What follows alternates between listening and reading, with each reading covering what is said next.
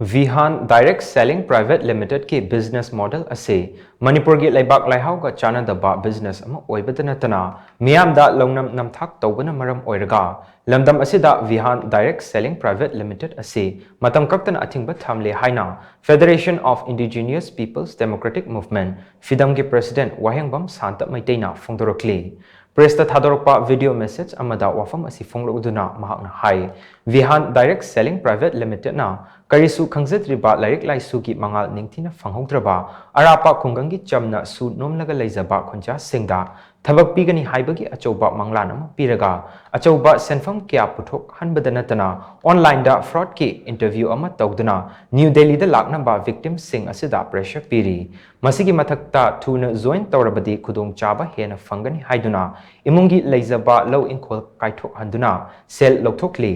Delhi da kokselaba victim sing adu training ni haiduna tha amarongi matam manghali masida sunatana lang asida thuraba nupi nupa sing adu punna room amatada namsinduna thamle asigumba fatraba thabak sing ase isa isagi yumda thuklak loi haningai leite maram aduna chanabi asida yaudana ba makha tana honamina si amade Manipur lengak yauna mari leina ba lup singna yengsinbiu hainasu mahakna makha tana phongdorakli Vihaan Direct India Private Limited QNet haiba business company si akoi Fidm ki maikai degi Matam Kaktana Athingba Thamjare loina loina na masi akoina ngasi thingniba pot asi akoi tanglepa asida leminariba tongan ba civil society organization tongan ba masi ga mari leinaba singnasu akoina changjen jariba pot asida support tobio loina loina na akoigi Delhi da leibiriba siga mari leinana leibiriba chin now singna thokningba leiragaso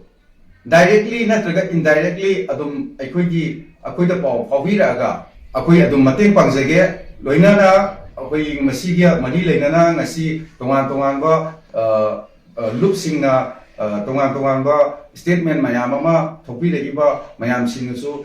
yamna nungaijai loinana akoina tawjariba thabak thorum asida changjal leiba mogi company thingbogi pot asida support tawbio loinana ngasi paliba lengak asinasu support tawbiduna asigumba phattaba thabak asi makhatana amuhanna thoktanaba honaminasi